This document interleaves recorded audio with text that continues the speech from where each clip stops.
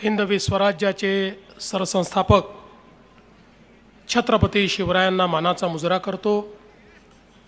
भारतीय राज्यघटनेचे शिल्पकार भारतरत्न डॉक्टर बाबासाहेब आंबेडकर यांना मानवंदना अर्पित करतो। लोकमाता पुण्यश्लोक अहिल्यादेवी होळकर, क्रांतीचे महासूर्य महात्मा ज्योतिबा फुले, क्रांतीज्योती सावित्रीबाई फुले, लोकशाहीर अण्णाभाऊ साठे या सर्व महामानवांना मी आदरांजली अर्पित करतो।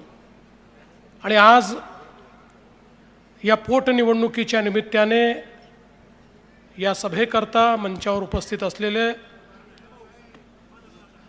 आमच्या सर्वांचे नेते माननीय गोपीनाथरावजी मुंडे साहेब यांचा वारसा समर्थपणे चालवणाऱ्या राज्याच्या मंत्री पंकजाताई मुंडे, आपले लोकप्रिय पालकमंत्री आणि राज्याचे जलसंपदा मंत्री राधाकृष्ण विखे पाटीलजी, विधान परिषदेचे सन्माननीय सभापती प्राध्यापक राम शिंदेजी, आमच्या सहकारी आमदार मोनिकाताई राजळे, संग्राम भैया जगताप, प्रसादजी लाड, विठ्ठलरावजी लंघे, काशीनाथजी दाते, अमोलजी खताळ, विक्रमजी पासपुते, स्नेहलताताई कोल्हे, अरुणजी तनपुरे, भाजपचे प्रदेश उपाध्यक्ष माजी खासदार डॉक्टर सुजय विखे, श्री विजय चौधरी, रवीजी अनासपुरे, दिलीप भालसिंग, सत्यजित कदम,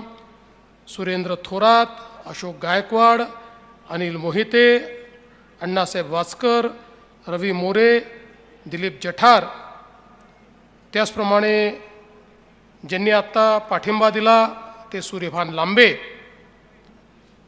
मंचावर उपस्थित श्रीमती अलकाताई कर्डिले आणि आपल्या सर्वांचे आशीर्वाद ज्यांना मिळणार आहेत ते आपले उमेदवार अक्षय कर्डिले। खरं म्हणजे आपल्या सगळ्यांनाच याची कल्पना आहे की ही पोटनिवडणूक आली नसती तर आपल्याला अधिक आनंद झाला असता। शिवाजीराव कर्डिले एक अतिशय उमदं आणि दिलखुलास अशा प्रकारचं व्यक्तिमत्व होतं। पंकजाताईंनी आत्ता त्यांच्याबद्दल अनेक गोष्टी सांगितल्या। आपल्यापैकी प्रत्येकाजवळ कर्डिले साहेबांच्याबद्दल काही ना काही आठवणी आहेत। मी अनेक वर्ष त्यांच्यासोबत काम केलं, त्यामुळे अतिशय जवळचा संबंध त्यांच्यासोबत माझा आला, चांगली मैत्री देखील झाली। आणि त्यातून कर्डिले साहेब हा जनतेचा माणूस आहे हे नेहमीच माझ्या लक्षात आलं। त्यांच्या ठायी नेहमी जनतेचा विचार असायचा, सामान्य माणसाला आपल्याला काय न्याय देता येईल हा प्रयत्न त्यांचा असायचा। मी एक दिवस त्यांना विचारलं, म्हटलं कर्डिले साहेब तुम्ही रोज इतके फिरता, साधारण तुम्ही किती फिरता? ते म्हणाले मी ॲव्हरेज किमान 60 किलोमीटर आणि कमाल 100 किलोमीटर रोज फिरतो। इतक्या मोठ्या प्रमाणात त्यांचा हा जनसंपर्क असायचा आणि अतिशय चाणक्ष बुद्धी, राजकारणामध्ये अतिशय धोरणी अशा प्रकारचे राजकारणी कर्डिले साहेब होते। कोणाला नेता बनवायचं आणि कोणाचा करेक्ट कार्यक्रम करायचा याची नेमकी माहिती असलेले कर्डिले साहेब होते। त्यामुळे ज्याच्या पाठीशी ते उभे असायचे त्याला पूर्ण क्षमतेने मोठं करायचं, मदत करायची, त्याचे प्रश्न सोडवायचे। पण कोणी आडवा गेलाच तर पैलवान गडी त्याला आडवा केल्याशिवाय कधी सोडायचा नाही, अशा प्रकारचे आमचे शिवाजीराव होते। खरं म्हणजे ताईंनी सांगितलं की त्यांना मणक्याचा त्रास झाल्यानंतर खरं म्हणजे या त्रासामध्ये सगळ्यात महत्त्वाचं जर काही होतं तर आराम होता। त्यांचं ऑपरेशन झालं, 2 वेळा झाला. दुसऱ्यांदा करायची वेळ याकरता आली की कर्डिले साहेब घरी बसायलाच तयार नव्हते. त्या ठिकाणी जर त्यांनी अधिक आराम केला असता, कारण मणक्याची शस्त्रक्रिया झाल्यानंतर किमान 6-8 महिने तुम्ही बेडवरनं उठायचं नसतं. पण शेवटी त्यांच्यामधला जो नेता, त्यांच्यातला तो कार्यकर्ता, त्यांच्यातला तो जनतेचा माणूस हा त्यांना काही स्वस्त बसू देत नव्हता. आणि म्हणून पुन्हा दुसरं ऑपरेशन करायची पाळी आली. आणि त्यातून एक प्रकारे जनतेची सेवा करता करता आपल्या शरीराचा ऱ्हास त्यांनी करून घेतला. आणि इतका मोठा पैलवान माणूस शरीरानेच नाही, मनाने देखील पैलवान होते, कधी हार मानत नव्हते. अनेक विपरीत परिस्थितीत त्यांना जावं लागलं. राजकारणामध्ये अनेक वेळा अनेक अडचणी येतात, राजकारणामध्ये अनेक वेळा राजकीय व्यवस्थेचं बळी जावं लागतं. तो सगळा काळ आम्ही त्यांचा जवळून बघितला. पण या कुठल्याही काळामध्ये ते कधी डगमगले नाही, त्यांनी कधी संघर्ष सोडला नाही, ते कोणाला नतमस्तक झाले नाही, तर नेहमी संघर्षशील अशा पद्धतीचं त्यांचं व्यक्तिमत्व होतं. आणि विशेषतः त्यांचा स्वभाव हा अतिशय मिश्किल होता. अगदी छोट्या छोट्या कोट्या करून छोट्या छोट्या गोष्टींमध्ये एक प्रकारे लोकांना प्रसन्न ठेवण्याची कला त्यांच्याकडे होती. त्यामुळे अशा प्रकारचा हा एक नेता जो जनतेच्या मनावर राज्य करायचा, 6-6 वेळा निवडून येणं हे काही सोपी काम नाही आहे. अपक्ष देखील निवडून आले, भाजपकडनं तर आलेच आले, अजून कुठनं उभे राहिले तर आले. प्रचंड लोकांचं प्रेम होतं. त्या प्रेमापोटी जनतेमध्ये जनतेच्या मनावर अधिराज्य करायचं काम हे कर्डिले साहेबांनी इतके वर्ष केलं. आणि म्हणूनच जेव्हा अशा प्रकारचं एखादं नेतृत्व हे आपल्यातनं निघून जातं, त्यावेळी खऱ्या अर्थानं एक चटका मनाला लागतो. तो चटका आपण सगळ्यांनी सहन केला, कारण जाण्याचं वय तर नव्हतंच, पण पुढे मोठं राजकारण, मोठं राजकीय आयुष्य हे देखील आपल्याला दिसत होतं. असं असताना ते आपल्यातनं निघून गेले. आणि म्हणून आम्ही सगळ्यांनी हा निर्णय केला की कर्डिले साहेबांचं जे काम आहे हे पूर्ण करायचं आहे. त्यांची अनेक स्वप्न होती. मला आजही आठवतं, कर्डिले साहेब भेटल्यानंतर 2 गोष्टी हमखास यायच्या, एक निळवंडे आणि दुसरी वांभोरी चारी. म्हणजे जी वांभोरी चारी मी नंतर बघितली, कधी बघितली नव्हती, पण मला पाठ झाली होती. कारण मी कर्डिले साहेब मला भेटले की वांभोरी चारीचं काम झालं पाहिजे, त्याला पैसे मिळाले पाहिजे. शेवटी कर्डिले साहेबांच्या आग्रहाखातर रामभाऊ 125 कोटी रुपये आपण त्या वांभोरी चारी करता त्या ठिकाणी उपलब्ध करून दिले. आणि मला विश्वास आहे निळवंड्याचं काम खरं म्हणजे 50 वर्षानंतर विखे पाटील साहेब आपल्या सगळ्यांच्या मेहनतीतून आपण त्याचं काम हे पूर्ण केलं. आणि त्यातनं आपल्याला कल्पना आहे की अनेक गावामध्ये या ठिकाणी आज ते पाणी पोचतं आहे. अजून काही त्याचं काम चाललेलं आहे, ते काम देखील आपण पूर्ण करणार आहोत. आणि प्रत्येक गावापर्यंत या ठिकाणी समृद्धी पोचवण्याचं जे स्वप्न कर्डिले साहेबांनी बघितलं, ते स्वप्न निश्चितपणे आम्ही पूर्ण करू. आज आपण बघा, जवळपास 186 कोटी रुपये आपण वेगवेगळ्या प्रकारे चाऱ्यांच्या माध्यमातून, पाटचाऱ्यांच्या माध्यमातून त्या ठिकाणी गावांपर्यंत पाणी पोचवण्याकरता आपण दिले. 25 कोटी रुपये वावरत, कुरणवाडी, दरडगाव, थडी, म्हैसगाव, बारगाव, नांदूर या गावांमध्ये रस्त्यांच्या पुनर्विकासाकरता त्यांच्या आग्रहाखातर त्या ठिकाणी आपण दिले. खरं म्हणजे माझ्याकडे खूप यादी आहे त्यांनी केलेल्या कामाची, मी ती यादी वाचणार नाही. पण मला या निमित्ताने एवढंच सांगायचं आहे की त्यांचं जे स्वप्न होतं, कारण हा मतदारसंघ असा आहे की एकीकडे पाणी पण आहे, पण दुसरीकडे अतिशय पाण्याकरता तहानलेला भाग देखील आहे. इथला शेतकरी जो आहे हा खरोखर अत्यंत मेहनती आहे. या ठिकाणी खऱ्या अर्थानं अतिशय मेहनतीतून अगदी टँकरने पाणी पुरवठा करून अनाराची बाग फुलवणारे शेतकरी देखील याच भागामध्ये आपल्याला दिसतात. पण मी तुम्हाला हे सांगण्याकरता आलो आहे, एक स्वप्न या ठिकाणी आम्ही बघितलं. विखे पाटील साहेब असतील, आमचे कर्डिले साहेब असतील, आमचे सगळे आमदार असतील, की कुठल्याही परिस्थितीमध्ये आमचा हा नगर जिल्हा असेल, आमचा नाशिक जिल्हा असेल, आमचा मराठवाड्याचा भाग असेल, या भागाला पूर्णपणे दुष्काळमुक्त करायचं. आणि आता हे काम विखे पाटील साहेबांनाच आपण दिलेलं आहे.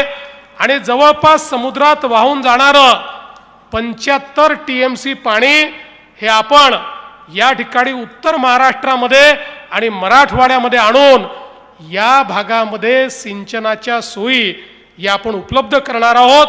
आणि मोठ्या प्रमाणात जो तालुका दुष्काळी आहे, ज्या तालुक्यापर्यंत पाणी पोचलेलं नाही, अशा प्रत्येक तालुक्यापर्यंत पाणी पोचवण्याचं काम आपण त्या ठिकाणी करणार आहोत. खरं म्हणजे मुळा धरणाचं काम देखील आपण अतिशय प्राधान्यानं हातामध्ये घेतलेलं आहे. गाळ काढण्याचं काम चाललेलं आहे. त्यातनं 3 TMC हा अधिकचा पाणीसाठा होणार आहे.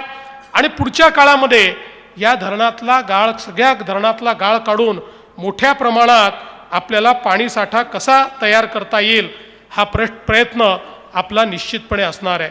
मी बंधू भगिनींनो, आपल्याला एवढंच या निमित्ताने सांगू इच्छितो की खऱ्या अर्थानं आम्ही सगळ्यांनी शिवाजीराव कर्डिलेंवर प्रचंड प्रेम केलं.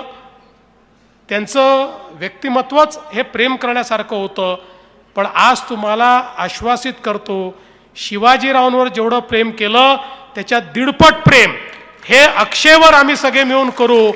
आणि कदाचित एखादी गोष्ट शिवाजीरावांनी सांगितली ना आमच्याच्याने राहून गेली असेल, पण मी आज तुम्हाला शब्द देण्याकरता आलो आहे, अक्षयनी मागितलेली एकही गोष्ट या ठिकाणी कमी पडू देणार नाही.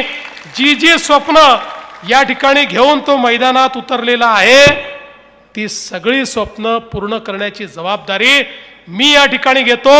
आमचे मंचावरचे सगळे नेते हे त्याच्या पाठीशी आहेत आणि हे सगळं काम निश्चितपणे या ठिकाणी आपण करून दाखवू. आज खरं तर या निमित्ताने मला आपल्याला एवढं सांगायचं आहे की ही निवडणूक एकीकडे आपल्या सगळ्यांच्या आशीर्वादामुळे अक्षय जिंकेल याबद्दल कोणाच्या मनात शंका नाही. खरं म्हणजे मी आणि पंकजाताई तर चर्चा करत होतो की या ठिकाणी आता लोकांचं मन बनलेलं आहे, लोकांनी ठरवलं आहे. पण आम्ही या ठिकाणी का आलो? आम्ही याकरता आलो की आम्हाला माहिती आहे की तुम्ही किमान 2/3 मतांनी या ठिकाणी अक्षयला निवडून देणार आहात. पण त्यांनी आमचं समाधान नाही आहे. अक्षयला 3/4 मतांनी, रेकॉर्ड मतांनी या ठिकाणी आपल्याला निवडून द्यायचं आहे. खरं म्हणजे आमचे 2 युवा नेते हे आता या निवडणुकीमध्ये पूर्ण निवडणूक चांगल्या पद्धतीनं चालवत आहेत. एक म्हणजे आमदार संग्राम भैया जगताप आणि दुसरे डॉक्टर सुजय विखे पाटील. या दोघांनी या निवडणुकीची धुरा इतक्या चांगल्या पद्धतीनं या ठिकाणी हातात घेतली आहे. आणि मंचावरची नेते मंडळी ही पूर्णपणे त्यांच्या पाठीशी आहेत, अक्षयच्या पाठीशी आहेत. त्यामुळे या निवडणुकीतलं मत हे एखाद्या उमेदवाराला दिलेलं मत नाही, एखाद्या भावी आमदाराला दिलेलं मत नाही. या निवडणुकीत दिलेलं प्रत्येक मत एक प्रकारे आपल्या शिवाजीराव कर्डिलेंना दिलेली आपली श्रद्धांजली आहे, हे लक्षात ठेवून मतदान करायचं आहे. त्यामुळे मला खूप शिवाजीरावांबद्दल वाटतं, पण मतदानाला मात्र मी गेलो नाही. तर मला असं वाटतं की माझी भावना काही खरी नाही. त्यामुळे कितीही ऊन असलं तरी देखील आपल्याला या ठिकाणी मतदानाला जायचं आहे आणि मतदान करायचं आहे. एक अतिशय चांगली सूचना या ठिकाणी राधाकृष्ण विखे पाटील साहेबांनी मांडली आणि त्यातून या भागामध्ये जी काही आपल्याकडे कृषी विद्यापीठाची अधिकची जागा आहे, त्यातली एवढी जागा त्यांना भविष्यात देखील लागणार नाही आहे. जेवढी जागा त्यांना लागणार आहे ती सगळी भविष्याचा विचार करून त्या ठिकाणी ठेवली. तरीही राधाकृष्ण विखे पाटील साहेबांनी मागणी केल्याप्रमाणे 1000 एकर जागा त्यातली आपल्याला काढता येईल. पाणी देखील आहे. आणि मी तुम्हाला खरंच सांगतो, तुम्ही पण अनुभव घेतला असेल विखे पाटील साहेब, अलीकडच्या काळामध्ये उद्योग इतक्या मोठ्या प्रमाणात येत आहेत की जेवढ्या MIDC आपण या नगर जिल्ह्यामध्ये तयार केल्या, आता कुठल्याही MIDCत एकही जागा रिकामी राहत नाही, इतक्या मोठ्या प्रमाणात इन्व्हेस्टमेंट येते आहे. त्यामुळे या ठिकाणी आपण मागणी केल्याप्रमाणे नवीन MIDCत नुसती आम्ही MIDC आपण तयार करणार नाही, तर ती MIDC तयार करून त्या ठिकाणी मोठ्या प्रमाणात उद्योग आणून आमच्या तरुणांच्या हाताला काम हे देण्याचा आपण त्या ठिकाणी निश्चितपणे प्रयत्न करू. आणि त्याकरता संपूर्ण ताकद, संपूर्ण समर्थन हे आमचं असेल, हे मी तुम्हाला या ठिकाणी सांगू इच्छितो. खरं म्हणजे राहुरी MIDCचं पुनरुज्जीवन देखील आपल्याला या ठिकाणी करायचं आहे. आपण संरक्षण प्रकल्पाकरता देखील या जिल्ह्यामध्ये जागा देतो आहोत आणि तो प्रकल्प जर आला तर 35,000 तरुणांना त्या माध्यमातून मोठ्या प्रमाणात रोजगार मिळणार आहे आणि त्यातनं एक प्रकारे औद्योगिक चित्र देखील या ठिकाणी आपलं पूर्णपणे बदलणार आहे. मला खरं म्हणजे या ठिकाणी येत असताना आपल्या नेत्यांनी हे सांगितलं की लोकांच्या काही मागण्या देखील आहेत, ST डेपोची आहे, रेल्वे उड्डाणपुलाची आहे. मी एकच गोष्ट सांगतो, या जेवढ्या मागण्या तुमच्या आहेत, आजच तुम्हाला सांगतो, मी अक्षय कर्डिलेला बेरर चेक देऊन चाललेलो आहे. राज्याच्या तिजोरीचा बेरर चेक हा अक्षय कर्डिलेला देऊन चाललेलो आहे. या जेवढ्या प्रलंबित मागण्या आहेत, या मागण्या आपण निश्चितपणे पूर्ण केल्याशिवाय राहणार नाही. आज या निमित्ताने मला या गोष्टीचा उल्लेख केला पाहिजे की निवडणूक होत असताना आमचं असं मत होतं की राहुरीची निवडणूक असो की बारामतीची निवडणूक असो, दोन्ही निवडणुका बिनविरोध झाल्या पाहिजेत. आपल्या महाराष्ट्राची एक संस्कृती आहे. मला आजही आठवतं की ज्यावेळेस RR आबांसारखा एक उमदा नेता आपल्यातनं निघून गेला, आम्ही भाजप म्हणून निर्णय केला की आम्ही त्यांच्या विरुद्ध कुठलाही उमेदवार उभा करणार नाही. आम्ही त्यावेळी कुठलाही उमेदवार उभा केला नाही. असं अनेक वेळा घडतं, पण दुर्दैवाने या ठिकाणी आता दोन्हीकडे निवडणुका होत आहेत. पण मला एका गोष्टीचं समाधान आहे की मी प्राजक्त तनपुरे यांना एक कॉल केला आणि त्यांना मी सांगितलं, प्राजक्तजी, माझी तुम्हाला विनंती आहे, शिवाजीराव कर्डिले यांच्यासारखा एक जुना जाणता नेता हा आपल्यातनं गेला आहे. हे बाय इलेक्शन आहे. तुम्ही या इलेक्शनमध्ये जर माघार घेतली तर महाराष्ट्राचा जो आपली महाराष्ट्राची संस्कृती आहे, त्या संस्कृतीला धरून अशा प्रकारे आपण निर्णय घ्यावा. आणि एका मिनिटामध्ये प्राजक्त तनपुरे यांनी माझं म्हणणं मान्य केलं आणि त्या ठिकाणी ते निवडणुकीला उभे राहिले नाहीत. त्यांनी निवडणुकीतनं माघार घेतली. त्याबद्दल त्यांचेही मी जाहीरपणे मनापासून या ठिकाणी आभार मानतो, कारण हीच संस्कृती आपल्याला अपेक्षित आहे. आज या निमित्ताने खरं म्हणजे पुन्हा एकदा आपल्या सगळ्यांच्या मनामध्ये या ठिकाणी शिवाजीराव कर्डिलेजी यांच्या स्मृती ज्या आहेत, त्या स्मृतींचा काहूर या ठिकाणी माजलेला आहे.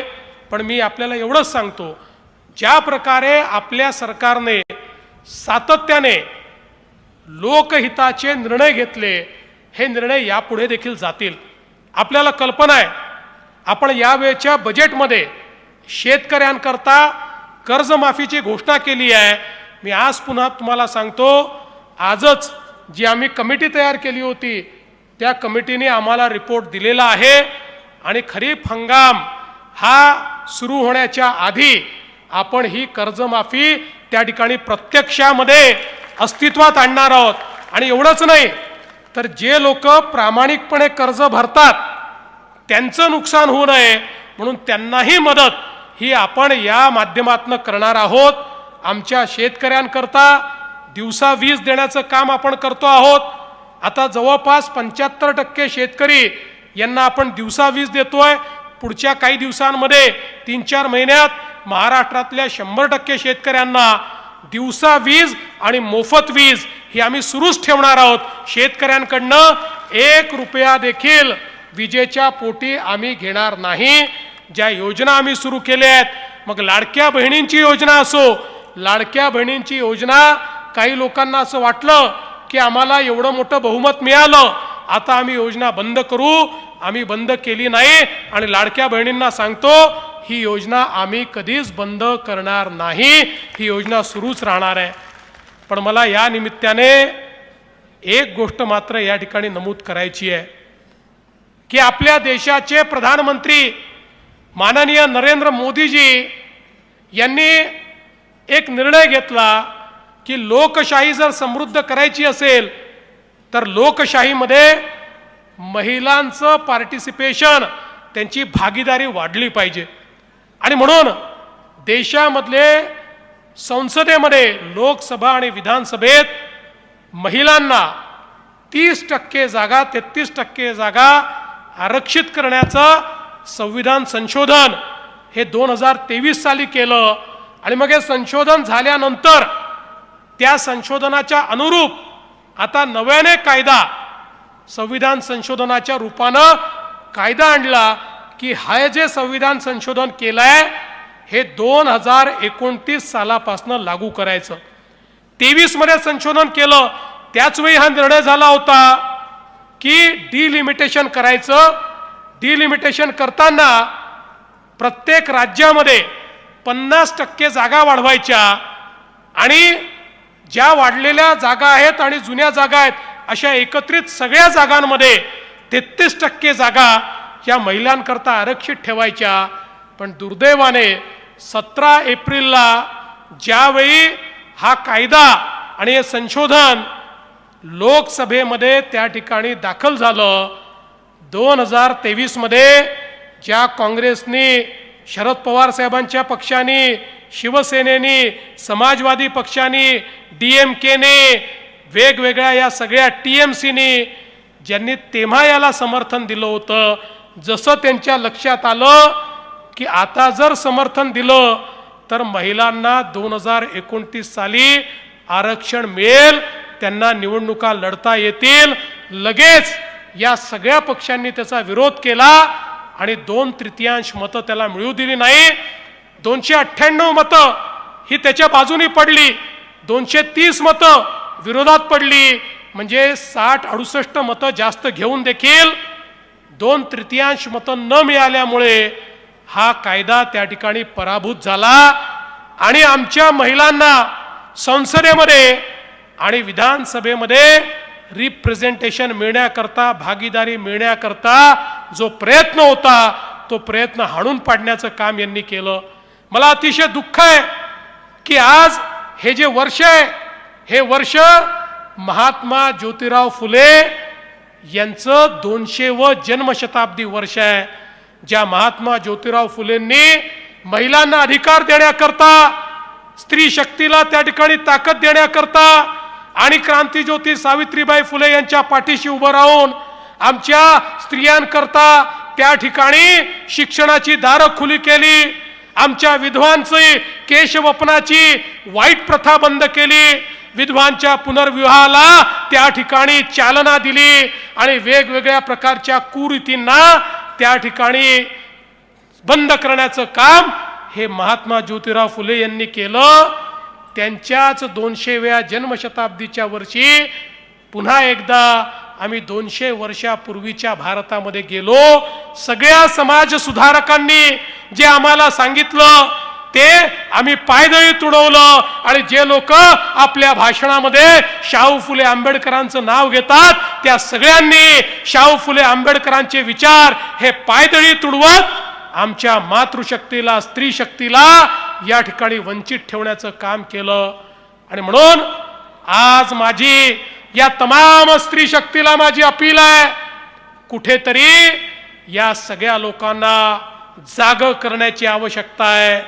आणि यांना जागं जर करायचं असेल तर राजकारणामध्ये जोपर्यंत मतदान रूपी बडगा आपण उभारत नाही, जोपर्यंत मतदानाच्या माध्यमातून यांना आपण सांगत नाही की मातृशक्तीचा विरोध हे आमच्या माता भगिनी सहन करणार नाहीत, तोपर्यंत हे लोक असंच वागत राहतील. आणि म्हणून माझी विनंती विशेषतः माता भगिनींना आहे की या निवडणुकीमध्ये सर्वाधिक मतदान माझ्या माता भगिनींचं झालं पाहिजे आणि त्यातनं त्यांनी त्यांच्यावर होणारा जो अन्याय आहे त्या अन्यायाच्या विरुद्ध या ठिकाणी काम केलं पाहिजे।